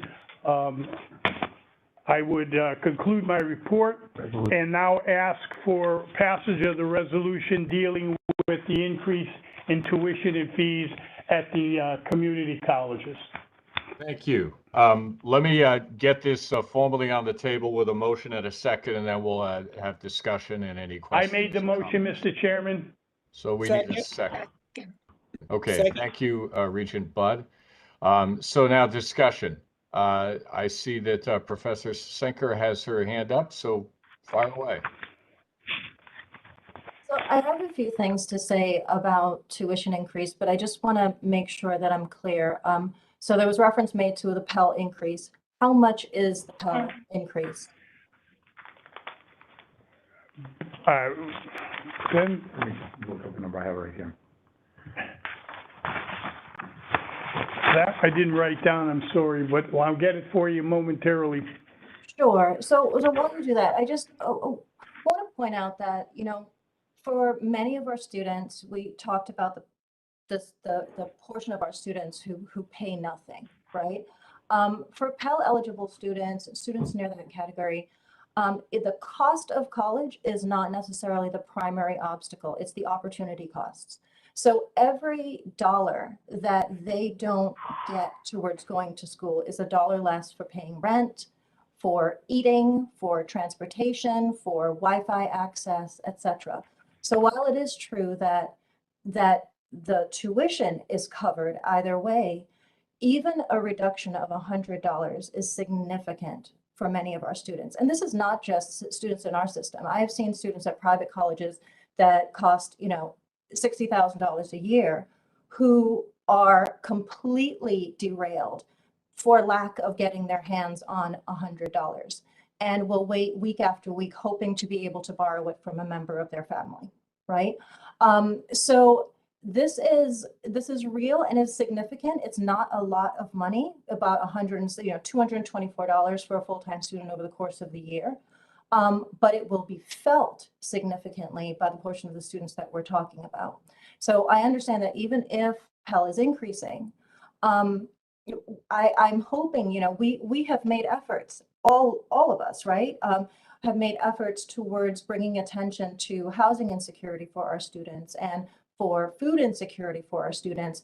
And this is I understand the need, especially when we are going to be going to the legislature to ask for for so much money to demonstrate that we are doing something. I just want to suggest that this is not the thing, right? Especially right now, when we look at the way the resolution is written, even, right? It says we attempted to achieve savings through attrition. What does that mean? It means that we left portions of the community colleges unstaffed or understaffed for the past few years. So we're straightforwardly asking students to pay more for less, for reduced services. And even if we hadn't been doing that, think about the ambition of the project that we are in the middle of right now. Think about the scale of the consolidation. Even if we were doing it perfectly and it was the best plan on earth, that amount of disruption is going to be felt by students, and it has been, right? Even members of staff for a certain portion of time didn't know who they answered to, who their boss was, who to call, right? We're still sort of in that position. There has been an effect on the quality of services that we are offering our community college students. We've had COVID. You got a public comment in writing about the lab fee increase. There are lots of ways that we are extracting this from our students, and it will be felt. And if the amount that we're raising through this, that can be felt in that way, is $7 million in the larger scheme of things. There are lots of other ways that that can be achieved. And again, I recognize the need to demonstrate that we are doing our part if we're making such huge requests. But we are a public system. This is public, these are public institutions. And it is time that we stop acting as if this is charity or it's an embarrassment or a money suck. This is straightforwardly beneficial to the whole state that we provide this kind of access to all students, especially the neediest students. So for me, I think that this connects, right? So let me not go there. Hold on. Look, the system has received what, $350 million in federal funding to deal with the effects of COVID, right? The state has a rainy day fund that is at its cap.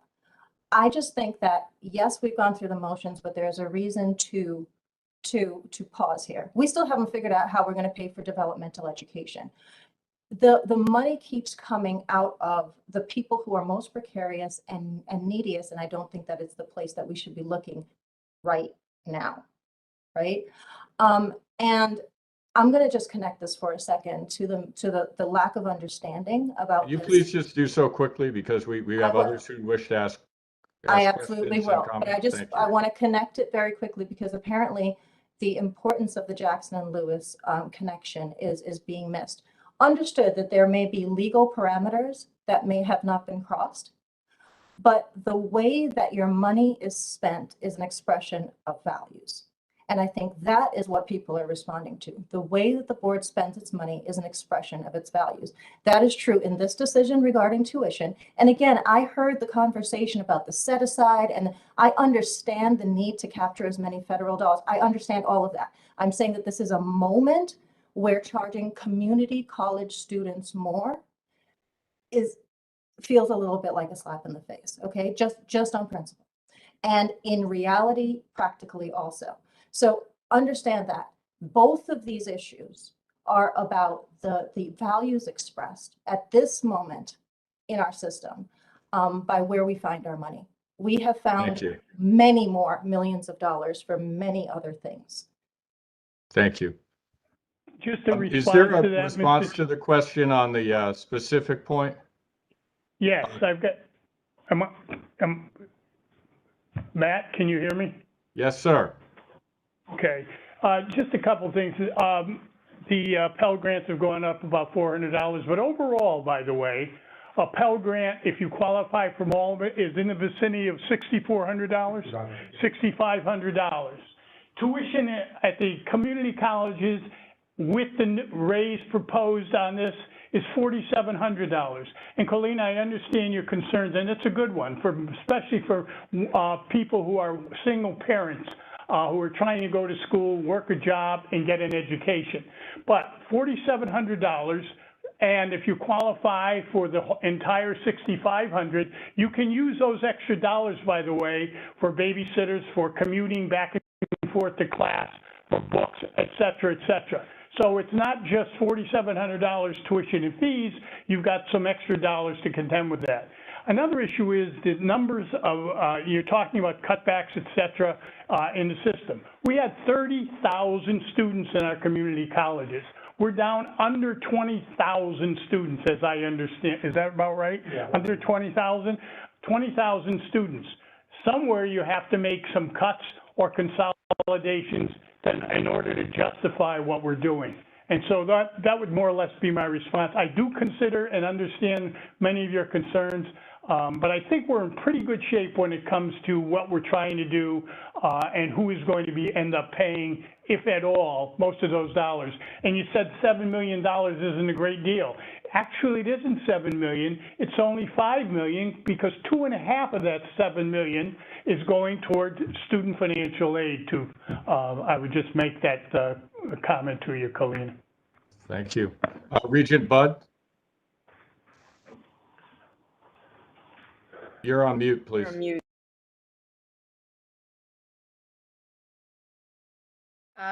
I was going to point out the Pell Grant because I found it in the materials, but that's perfect. I don't want to repeat what Rick said, but in effect, the Board of Regents, Kalina, everybody here empathizes with everything you've said. We all agree with that, and we're trying to do the best we can. But one thing I keep hearing, and as a lawyer, it's troublesome to me.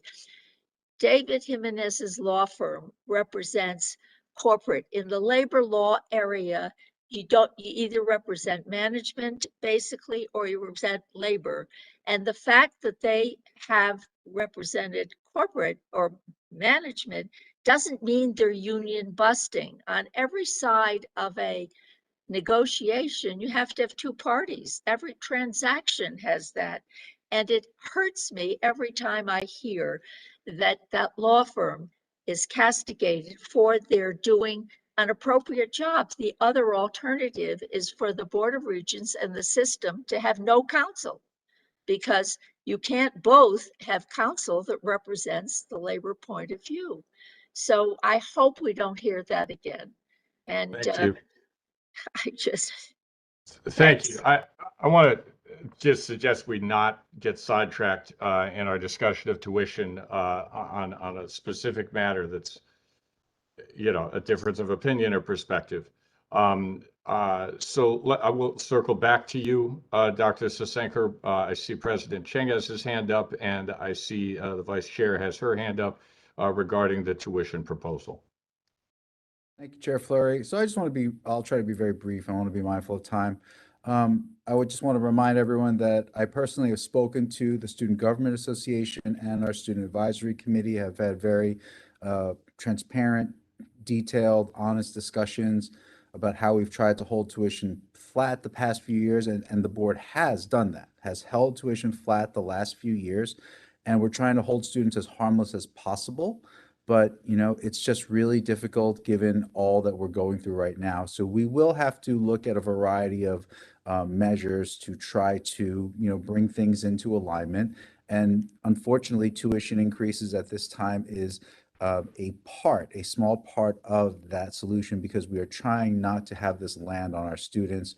Our enrollment decreases at the community colleges is one of the largest declines nationally since fall of 19. And our tuition at the community colleges is below the national median, and as you've heard already, remains well below max Pell. You know, Dr. Sasenker, you know, one of the things that I would ask is that we move into a more quantitative analysis of some of the positions and assertions that you're making here. I'll tell you that the work that our team has done to come up with various scenarios of what a tuition increase and more funding for student aid would look like has been thoroughly and firmly quantitative, and clearly that is work that we would share with the board. And so I think it's important to match quantitative analysis with quantitative analysis and not anecdotes. You made a comment that, you know, students are being underserved. I'll point out that faculty and staff attrition over the last few years has been small compared to the massive enrollment drop that we've seen. So if I do a basic calculation, it would seem that the number of faculty and staff should be commensurate to serve the number of students if that number is dropping. You mentioned the rainy day fund for the state. We do not have any say over that rainy day fund. We make our case to the legislature every year. And so, you know, we do the best we can through that. And, you know, the last thing I'm going to say is, you know, last couple things. You know, you made a comment about going through the motions. I don't think that's a fair assessment. There's a lot of granular work that goes into this. And so I would ask that you be fair to the folks that are doing this work, who are often unseen and unheard, but take it very seriously. And you mentioned how where we put our money shows our values, which I completely agree with. And so as much as, you know, one party might say that when we spend money on administrators, or we spend money on certain external parties for services, it shows values. I would also argue that, you know, an argument could be made that when we, as a system and as institutions, put money into programs or services that are antiquated, outdated, or are not demonstrating effectiveness in serving our students, that too does not align with our values. If we are putting money into things that our students are not benefiting from in the classroom or in terms of services. So I think that there are just multiple lenses. I'll conclude there. Thank you, Chair Fleury. Thank you. Regent Ryan? Yes, President Chang and Ben Barnes, congratulations. I listened to a portion of your presentation to the legislature this past week, and I was very, very impressed, which I believe they were as well. It seemed like a very positive reaction. So thank you for a great job doing that. I do have a question with regard to the tuitions. Are we involved and engaged with the foundations at each of the community colleges? Are they aware of the situation, the seriousness of it? Regent Ryan, I'll tell you that when I went and visited each and every campus, I met with almost every single foundation, and the needs of the students was always paramount in those discussions. And so I think it's clear that our students have need and that our foundations are great partners, but I would also continue to try to disaggregate the work of the foundations, which are separate 401c3s, from the kind of structure and mechanisms of our state-funded agency. But we're certainly in alignment in terms of trying to support our students. Good. Well, thank you. And then the other question I have, do we have individual engagements with campuses, with different business organizations or different businesses, period, who might be willing to make contributions to our schools? I know, for an example, Dymex Corporation, the largest producer of adhesives in the world, that is located in Torrington and in China, have provided have paid for a course for students in some manufacturing areas, and it has cost the college nothing. I'm just wondering how many other schools are engaged in projects like that, where the business community is a true collaborator and a financial supporter. So, Regent Ryan, I'll tell you, there are many such initiatives and partnerships taking place across the institutions. The large majority of them are managed by the institutions themselves, and they do benefit our students, maybe not at the level or magnitude we would love to see in the long run, but it's certainly happening, and that's where the system hopes to play a greater role in kind of bringing the power and the magnitude of the system to bear. Well, good, thank you, and I'm sure you are, and I'm sure you'll succeed in doing this. So thank you. Okay. Professor Sasenko, back to you. Sure. Let me just maybe clarify what I said about going through the motions. What I actually meant was that we have thought through what could be done by us, and it was the tuition increase. I agree with Regent Ryan. I was very happy to be part of the presentation to the legislature also, later in the public hearing, in terms of supplying public comment. And I thought the ask was appropriate. I am just maybe encouraging that we ask for more. That's really what I was saying. I wasn't saying that we went through the motions. I listened to the conversation. There was great thought put into how to raise this tuition and also put aside, aid for students. But I just want to respond. Yes, our students have been, the reduction in students is significant, and there might need to be, a conversation about reduction in staff. However, the way that staff has been reduced has left some of our departments non-functional, which speaks again to what I'm saying about asking students to pay more for services that have been compromised. And if the Pell has increased by a few $100s, remember again that we are incentivizing very much in the structure of PACT and other things, full-time attendance. And it is students' inability to work the way they might have, etc., that stands most in the way of their being able to go to school. So there are students that we might not even see, right, who just can't get there. Every dollar actually matters. So I still think that we need to think about it that way and actually stop incentivizing full-time enrollment to that extent. And in terms of, talking about an analysis in terms of numbers. $12 million is the amount that we're spending per year on administration for a college that doesn't yet exist. $25 million, I think, is the goal for the hiring that's happening right now, even in the face of this shortfall, for advisors who others have warned we're not creating the right support system for those advisors. So if we don't have the appropriate kinds of things to offer students, advising them into it isn't going to solve the problem. Remember also that the graph that was showed assumes that those advisors will increase enrollment to the point of bringing in 25 million a year. That 25 million comes out of COVID money, and we don't know where it comes from down the line. So again, the way that we spend our money expresses our values. And I do hope, yes, I understand that lawyers have a role and there are both sides to things, but I hope you're also listening to the communities that you're serving and the communities that serve the students and the way that they feel about the contributions to a law firm that they feel is not necessarily on their side and the sides of their families and working people generally, and take that into consideration when money is spent. Thank you. Sorry for all the talking, but I know that's that there okay. were students who wanted to address the board today who did not get to address the board. As always, exceptionally articulate, and we value and appreciate that. Regent Porth? Thank you. And I'll do this quickly. Look at, this is a really difficult decision for me, and I'm guessing it is for all of us.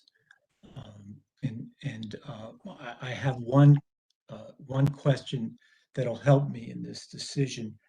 Will the tuition increase with the larger set aside from 15% to 17% increase that 71% proportion of students who pay nothing and the 11% of students who have some portion of their tuition paid for?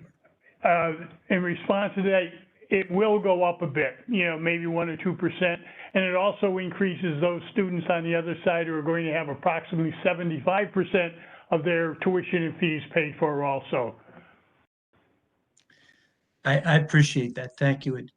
Again, really difficult decision, but that's helpful to me as I think about how this extra tuition money will be used. Thank you. Thank you. Any other questions or comments from the regents? Okay. As many of you know, I'm a community college product myself. I remember distinctly counting those pennies. I remember distinctly the mowing of lawns and the pushing of shopping carts in grocery store parking lots and the things you do to get through community college, work study in the media department, etc. I remember when we had VCRs. My job was to push those and the remaining Super 8 film projectors around the campus, or 16 millimeter, whatever they were. So, this is why a year ago at this time, without frankly much comment whatsoever, this board took the position, recognizing it was only compounding deficits and projected deficits, of holding the line on tuition. And we were as concerned about it then as we are now. And all of the questions raised about a decision like this are apt, and we have to reflect on them. And so it's with significant misgivings that I would support this, but I think a reasoned understanding of the balance we're trying to walk here, and also a wholehearted concurrence with this sense that we cannot continue to turn to students to solve these problems in such significant measure. And that includes advocacy for funding from other sources. And it includes a healthy conversation about how the funding we have from taxpayers and students is expended, and a rigorous review of the operational administrative ways in which we organize ourselves to allocate those dollars throughout the system. And enough said about that. It's been discussed today, and clearly the best thinking that this board and team can come up with is on the table, and we hope that we can advance that to help. Let me now ask for a vote on the tuition proposal. All in favor? Aye. Aye. Aye. Aye. Aye. Are any opposed or abstaining? Okay, so the proposal is adopted as recommended. Do you have anything further, Chairman Balducci? No, Mr. Chairman, I've gone through the other portions that were informational along with the two items that we had to vote on. So I thank you. That completes our report. Thank you. And thank you for mentioning the generous contributions that have been made to some of our units in the system, and also for the discussion of the work of the foundations, which I know is always ongoing to try to supplement institutional aid, Pell, et cetera. And that's going to be more important now than ever. We don't have an HR or admin report, and once again, take the opportunity to wish our best to Regent Howery and her family after a loss that they have experienced. And the exec committee has no report as a committee. We are going to move to executive session now. Yes, Professor Blitz? Thank you, Chair Fleury. I just want to say I appreciate your even-handed conduct of meetings, and in particular your efforts to maintain civility even when we have disagreements. I want to express my congratulations to Vice Chair Ryan. I didn't have an opportunity to say that earlier, but I'm well aware of the quality of her work. I want to welcome Professor Ira Bloom to the board. It's always good to have another faculty member on the board. Yes, and I look forward to further discussions with President Chang, particularly with respect to issues such as the ones I raised earlier, namely guarantees for the continued existence of the 12 community colleges at their current locations, however NESHE may rule on the substantial change proposal, and faculty control of pedagogy and curriculum through elected representation.